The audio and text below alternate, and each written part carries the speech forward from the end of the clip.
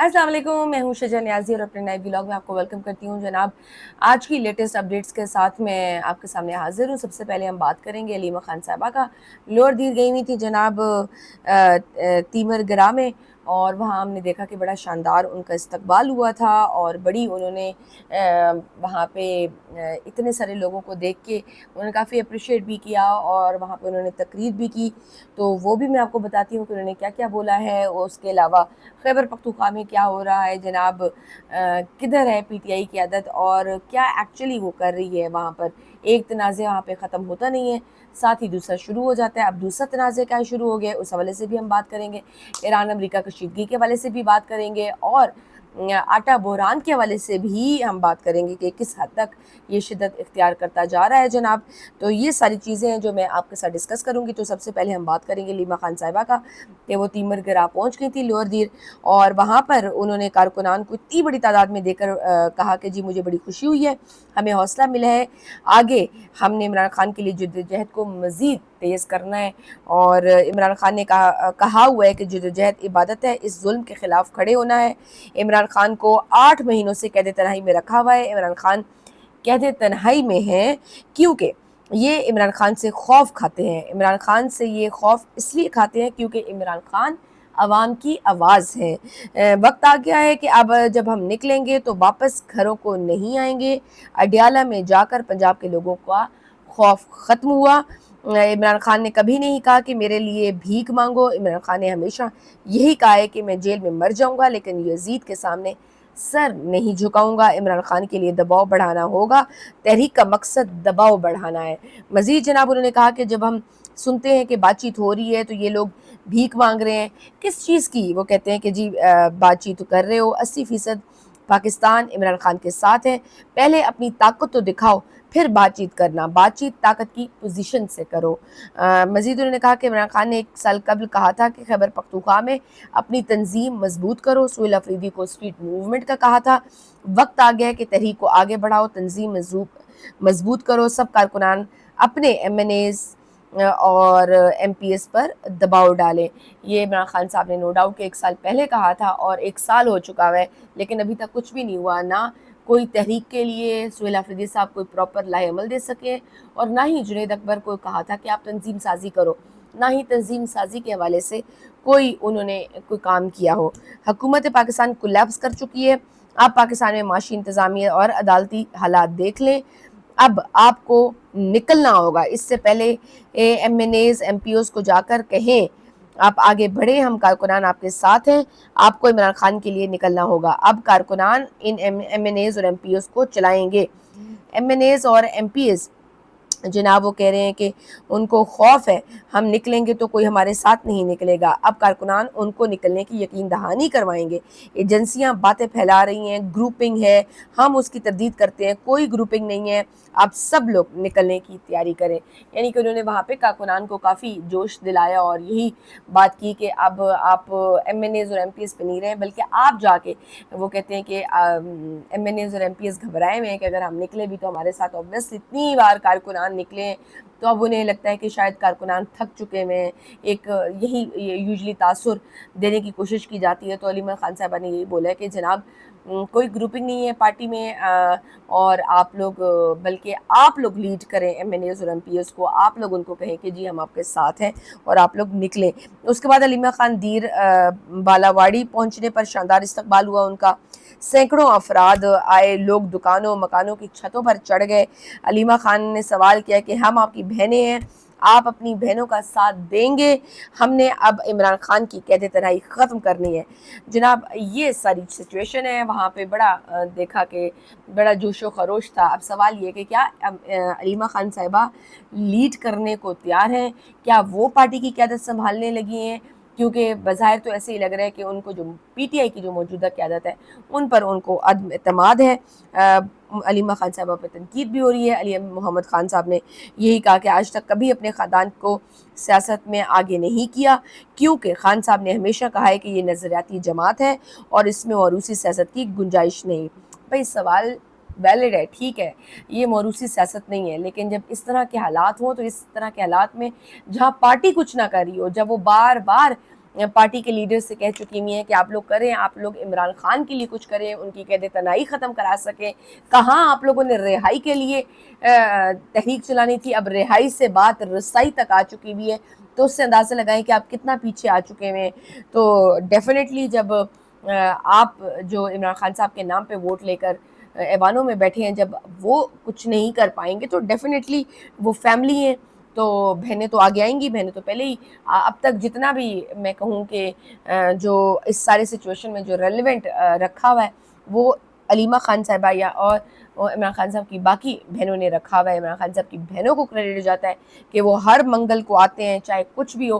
یہ ضرور ڈسکشن ہوتی ہے میڈیا میں، یہ ڈسکشن ہوتی ہے کہ آج عمران خان صاحب کی فیملی کا دن تھا، ملنے نہیں آئے، کچھ نہ کچھ ہو رہا ہے. تو کہنے کا مقصد یہ ہے کہ یہ علیمہ خان صاحبہ کی بہنیں ہی ہیں جنہوں نے ابھی تک اس پوری سچویشن کو زندہ رکھا ہوا ہے. ادروائز تو پارٹی قیادت سے تو میرے خیال سے آہستہ آہستہ امیدیں ختم ہی ہوتی جا رہی ہیں، اور پارٹی کیا کری ہے کچھ سمجھ نہیں آ رہی. دوسرا، علیمہ خان کا خود سڑکوں پر نکلا، یہ ایک میں کہتی ہوں کہ ایک پارٹی کے لیڈرز کے خلاف چارج شیٹ ہے کہ عمران اگر علیمہ خان صاحبہ خود سڑکوں پر نکل آئی ہیں تو اس کا مطلب ہے کہ ان کو پارٹی لیڈرز پر اعتماد ہے، وہ ٹرسٹ نہیں رکھتی ہیں. اور علیمہ خان اب کیا خود لیڈ کیا کریں گی؟ لیٹس سی آگے سچویشن بڑھے گی، بٹ آئی ووڈ سے کہ یس ان کو ضرور لیڈ کرنا چاہیے، بیکاز جو کارکنان ہیں وہ بھی بہت زیادہ مایوس ہیں، انہیں بھی موجودہ قیادت سے کوئی خاص امیدیں نہیں ہیں. ہم نے دیکھا کہ لاسٹ ٹائم جب گڈھا پور صاحب اتنی بڑی کال لے کے اور اتنی دھواں دھار جذباتی قسم کی تقریریں کرتے تھے کہ اب ہم کفن سر پہ باندھ کے جا رہے ہیں، اب ہماری لاش ہی واپس جائے گی، اور پھر کیا ہوتا تھا کہ کارکنان کو گرما کے آپ ان کو ڈھیچوں کے پاس لے جاتے تھے اور پھر وہاں سے آپ خود غائب ہو جاتے تھے، اور پیچھے یہ کارکنان تھے جو ڈنڈے کھانے کے لیے، جو شیلنگ کے لیے یا گولیوں کے لیے رہ گئے تھے. تو کہنے کا مقصد یہ ہے کہ جو کارکنان ہیں وہ بھی بہت زیادہ مایوس تھے اس موجودہ قیادت سے. تو اگر علیمہ خان صاحبہ اور عمران خان صاحب کی فیملی خود آگے بڑھ کے لیڈ کرتی ہے تو نو ڈاؤٹ کہ یہ ایک تحریک ایک میں کہتی ہوں کہ افیکٹو تحریک بن سکتی ہے. اور اگر اچھی تحریک بنی تو ڈیفینیٹلی یہ موجودہ حکومت پر بھی پریشر بلٹ ہو سکتا ہے.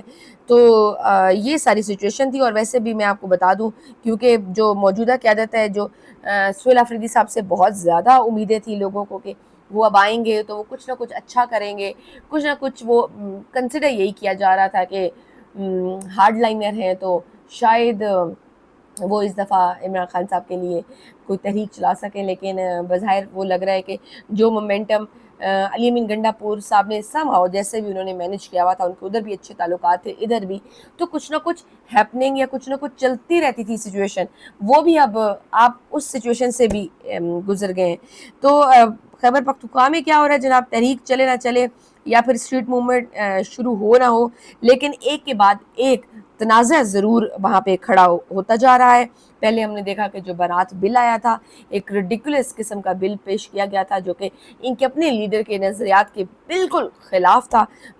وہ میڈیا کی زینت بنا رہا، بہت ان پہ تنقید ہوئی، اور اب پھر جناب ان پر تنقید ہو رہی ہے. اور اب کیا ہوا ہے، وزیر اعلیٰ سہیل آفریدی کے بھائی نوید آفریدی کی سیاسی مداخلت پر پی ٹی آئی کے اندر سے آوازیں اٹھنا شروع ہو چکی ہوئی ہیں. خیبر میں سے منتخب عبدالغنی آفریدی نے نوید آفریدی کی مداخلت پر وزیر اعلیٰ سے بھائی کو روکنے کی درخواست کر دی ہے. نہ صرف یہ بلکہ کھلے خط میں لکھ دیا ہے کہ میں نہایت احترام کے ساتھ آپ کی توجہ ایک اہم معاملے کی طرف مبذول کرانا چاہتا ہوں جو نہ صرف میرے حلقے بلکہ حکومتی نظم و ضبط اور تنظیمی ہم آہنگی پر بھی منفی اثرات مرتب کر رہا ہے. جناب آپ کے بھائی جناب نوید مسلسل میرے حلقے کے سیاسی اور انتظامی معاملات میں مداخلت کر رہے ہیں جس کے باعث غیر ضروری گروپ بندیاں جنم لے رہی ہیں اور ایک منتخب عوامی نمائندے کی حیثیت سے میری عزت نفس اور سیاسی وقار بھی متاثر ہو رہا ہے. میں اس معاملے پر انتہائی تحمل اور ذمہ داری کا مظاہرہ کرتا رہا ہوں. میں نے میں نے اس حوالے سے 5 مرتبہ ذاتی طور پر آپ کو آگاہ کیا، 4 مرتبہ صوبائی وزیر مینا خان صاحب کو اس صورتحال سے آگاہ بھی کیا، متعدد بار براہ راست نوید صاحب سے بھی گزارش کی، حتیٰ کہ ان کے اہل خانہ سے بھی تقریباً 10 مرتبہ درخواست کی کہ انہیں میرے حلقے کے معاملات میں مداخلت سے روکا جائے جناب۔ اور مزید انہوں نے لکھا کہ بدقسمتی سے ان تمام کوششوں کے باوجود اس مسئلے کا کوئی مؤثر حل سامنے نہیں آیا۔ صورتحال اب اس نہج پر پہنچ چکی ہے کہ آپ کا نوید میرے حلقے میں باقاعدگی سے کھلی کچہریاں منعقد کر رہا ہے، ان کی صدارت کرتے ہیں اور ضلعی محکموں کے سربراہان کو ہدایات دیتے ہیں۔ متعدد مواقع پر متعلقہ افسران کو یہ کہا گیا ہے کہ اگر وہ کھلی کچہری میں شریک نہ ہوئے تو انہیں معطل یا تبادلہ کر دیا جائے گا۔ واضح فرمایا جائے کہ وہ کس قانونی، آئینی یا سرکاری اختیارات کے تحت ایسی کھلی کچہریاں منعقد کرتے ہیں، ان کی صدارت کرتے ہیں اور سرکاری افسران کو احکامات جاری کرتے ہیں۔ وہ گریڈ 19 اور گریڈ 20 کے افسران کے اجلاس منعقد کرتے ہیں، انتظامی معاملات میں براہ راست ہدایات دیتے ہیں اور میرے حلقے میں ترقیاتی منصوبوں اور اسکیموں کے اعلانات بھی کرتے ہیں۔ جناب یہ ایک لمبی چوڑی شکایات تھیں اور ایک کھلا خط لکھا جو ہے سہیل آفریدی کے نام کہ جی آپ کے بھائی کی انٹرفیئرنس بہت زیادہ ہے۔ تو آئی وڈ سے کہ جتنا آنیسٹلی اسپیکنگ اگر میں اپنی ذاتی رائے دوں تو جتنا میں ایکسپیکٹ کر رہی تھی سہیل آفریدی سے، اور جب وہ نامینیٹ بھی ہوئے تھے اور جب وہ الیکٹ ہوئے تھے تو اس وقت بھی جس طرح سے حکومت نے وہ سارا کیا اور اس رکاوٹوں اور مخالفت کے باوجود ان کو موقع دیا گیا سہیل آفریدی صاحب کو وزیر اعلیٰ بننے کا، تو اس وقت کافی زیادہ میں نے دیکھا تھا کہ پی ٹی آئی میں مورال ہائی ہو گیا تھا، کارکنان میں مورال ہائی ہو گیا تھا، ایک امیدیں وابستہ ہو گئی تھی کہ شاید اب صحیح بندہ آیا اور شاید اب یہ ان کے لیڈر کو رہا کرانے میں کوئی پریکٹیکلی کچھ اچھی تحریک چلا پائیں گے، لیکن وہ بھی ایک طرح سے جو ہے نا مسڈ بال ہی لگ رہی ہے عمران خان صاحب کی جانب سے جناب، اور یہی لگ رہا ہے کہ وہ عمران خان صاحب کی ایکسپیکٹیشنز پہ پورے نہیں اتر رہے، یا جو جس لیول کا بوجھ اٹھانا ہے انہوں نے وہ شاید عمران خان صاحب کا اس طرح کا بوجھ اٹھا نہیں پا رہے۔ تو یہ ساری سچویشن تھی۔ دوسرا پاکستان میں ہم دیکھ رہے ہیں کہ مسائل تو بے تحاشا ہیں، پھر مسائل تو مسائل ہیں لیکن جو کرپشن، جو بے ضابطگیاں آئے روز ایسی ایسی رپورٹس دیکھنے کو ملتی ہیں کہ پہلے ہی ہم قرض کے مارے ہوئے لوگ ہیں، پہلے ہی ہمارے فنڈز اتنے کم ہیں کہ ہمارے لیے اس ملک کو چلانا وائبل بلکہ بہت مشکل ہو گیا ہے، اور وہاں پہ پھر اتنی بے ضابطگیاں نظر آئیں، اتنی کرپشن کے اسکینڈل سامنے آئے، وہ اٹ سیلف ایک بہت بڑا سوالیہ نشان ہے موجودہ حکومت کی گورننس پہ۔ اور اب ہم دیکھ رہے ہیں کہ موجودہ حکومت میں کہ کا جو بھی ٹینیور ہے اس میں کسان کافی ناراض ہیں، وہ بالکل خوش نہیں ہیں، کیونکہ یہ جو اس گورنمنٹ کی جتنی بھی پالیسیز ہیں وہ کوئی خاص کسان دوست پالیسیز نہیں ہیں۔ گندم کا بحران پھر سر چڑھ کر بول رہا ہے۔ مزمل اسلم کے مطابق شہباز شریف کی حکومت کے 4 سالوں میں تیسری دفعہ گندم بحران شدت اختیار کر رہا ہے۔ اس میں اتنا ہی قصور پنجاب حکومت کی غلط پالیسیوں کا ہے۔ دوسری طرف اس وقت ملک میں لوگوں کی توجہ پیٹرولیم لیوی پر ڈال کر گندم کے بحران سے ہٹائی جا رہی ہے۔ پاکستان میں اس وقت تاریخ کی بلند ترین سطح پر آٹے اور گندم کا ریٹ ہے، اور ابھی جو ہے نا سیزن کے گزرے صرف 3 ماہ ہوئے ہیں، کراچی سے پشاور گندم 100 کلو 11,600 روپے دستیاب ہے۔ اندازہ کریں کہ اگر گندم 115 روپے کلو ہے تو آٹا کس قیمت میں دستیاب ہوگا۔ مارکیٹ 150 سے 130 روپے کلو ہے مارکیٹ میں آٹا۔ 2022 میں یہی آٹا اگر آپ کمپیئر کریں نا عمران خان صاحب کے دور سے، کہ ابھی جو آٹا ہمیں 130 اور 150 روپے فی کلو مل رہا ہے، وہی آٹا 2022 میں 70 سے 65 روپے ملا کرتا تھا، اور یہی حکومت جو اس وقت اپوزیشن میں ہوتی تھی وہ بڑا شور میں جاتی تھی مہنگائی ہو گئی مہنگائی ہو گئی۔ اندازہ لگائیں گندم کی قیمت دگنی ہونے کے باوجود کسان بدحال اور دیوالیہ ہو چکا ہے۔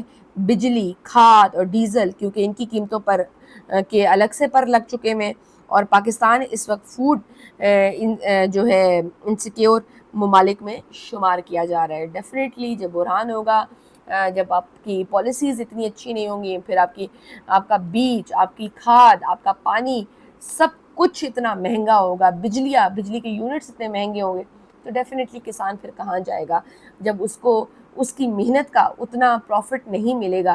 تو ڈیفینیٹلی اگلی دفعہ وہ بھی سوچے گا کہ میں کیوں اتنی زیادہ گندم لگاؤں، میرے ساتھ تو یہ ہوتا ہے، تو وہ کم اپنے لیے گندم لگائے گا، اور پھر اسی طرح کے بحران ہوں گے، اور پھر آپ جو ہے نا امپورٹ کرنی پڑے گی، اور وہ بوجھ جو ہے وہ بھی عوام سہے گی۔ تو یہ تو حالات ہیں، اور ان سنگین حالات میں پنجاب نے خیبر پختونخوا پر غیر اعلانیہ گندم اور آٹے کی ترسیل لگا کر آٹے کی شارٹیج کی مسلسل صورتحال برقرار رکھی ہے۔ اگر سندھ کی گندم بذریعہ بلوچستان لانے کی کوشش کی تو اس پر بھی رکاوٹیں کھڑی کی۔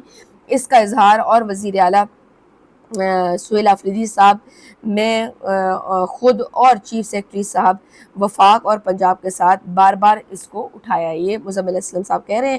پھر ان کا کہنا ہے جی محکمہ خزانہ نے 15.6 ارب روپے فوڈ ڈپارٹمنٹ کو مزید نقد رقم اپنے خزانے سے جاری کر دی ہے، اور ہم 1,50,000 ٹن پاسکو سے ترسیل شروع ہو جائے گی۔ اس کے علاوہ مزید 50,000 ٹن گندم کی پاسکو سے سپلائی کا معاہدہ ہے، اور کیونکہ خیبر پختونخوا میں اپنی ضرورت کے 1/4 گندم لگتی ہے تو ہمارے صوبے کا دار و مدار پنجاب پر ہے۔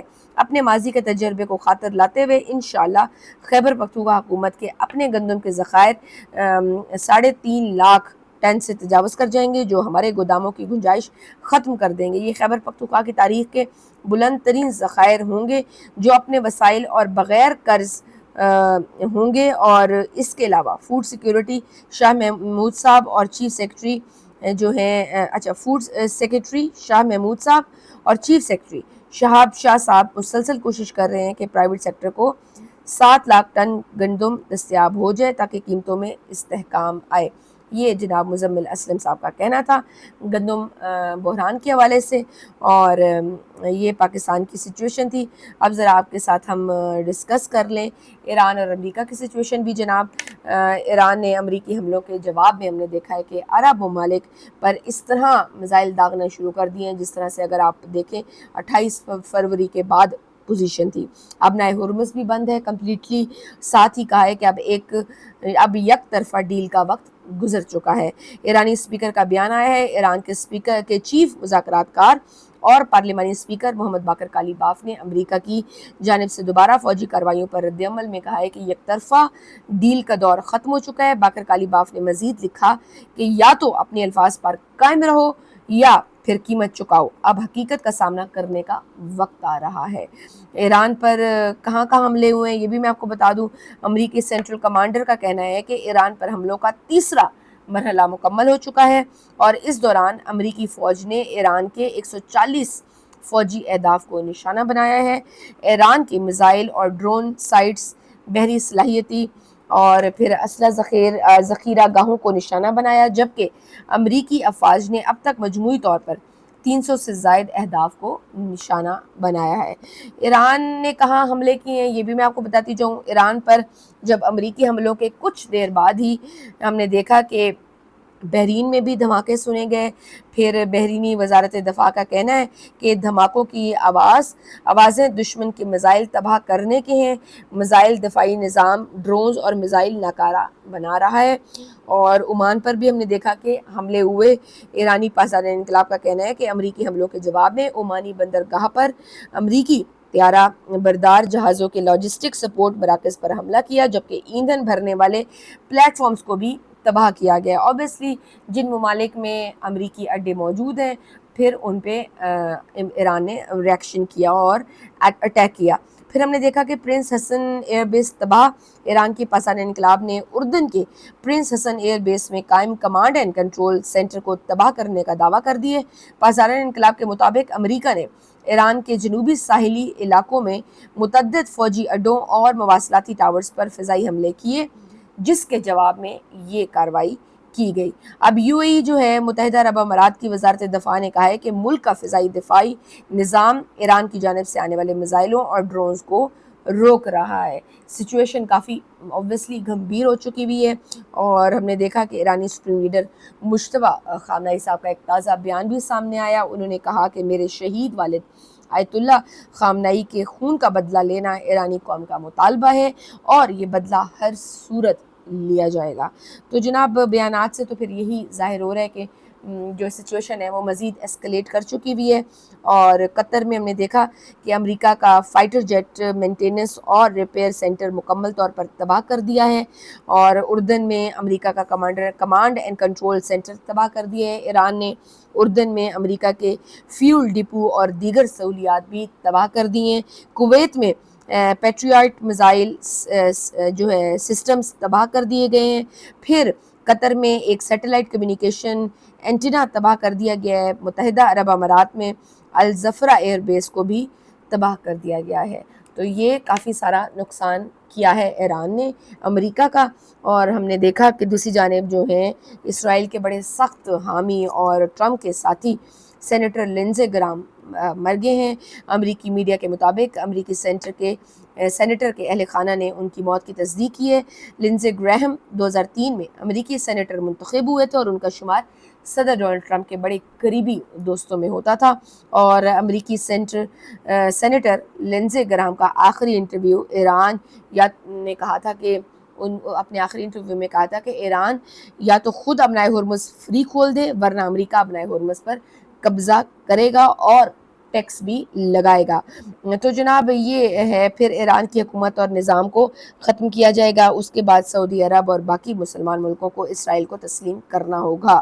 یوں مشرق وسطیٰ کا نیا نقشہ, نئی پیدائش ہوگی. تو یہ وہ صاحب تھے اور اس طرح کے ان کے بیانات تھے. تو جناب یہ ساری سچویشن ہے. اس میں اوبویسلی حالات تو ایسے ہی لگ رہے ہیں کہ دونوں پارٹیز جو ہیں, دونوں ممالک پیچھے ہٹنے کو تیار نہیں ہیں. اور اس سب میں جو سب سے زیادہ فائدہ ہو رہا ہے نا, وہ اسرائیل کا ہو رہا ہے.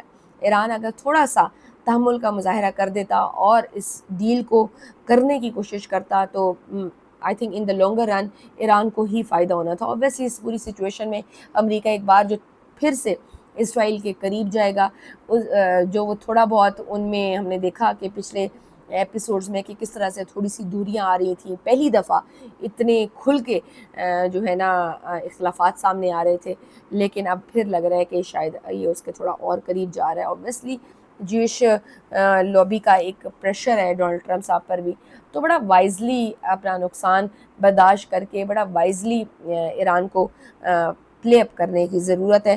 اس میں تو کوئی ڈاؤٹ نہیں ہے کہ یہ جو جنگ تھی, اس جنگ کی جو مورلی تو ایران از اے ونر اور از آن ہائی مورل گراؤنڈز, لیکن اس کے باوجود آئی ووڈ اسٹل سے کہ ایران کو تھوڑا تحمل کا مظاہرہ کرنا چاہیے سو دیٹ کہ کچھ نہ کچھ اچھی ایک معاہدہ طے پایا جائے جو دونوں ممالک کے لیے ایک بہترین ثابت ہوگا. That's all for today. I hope آپ کو میرا ولاگ پسند آیا ہوگا. اجازت دیجیے, اللہ حافظ.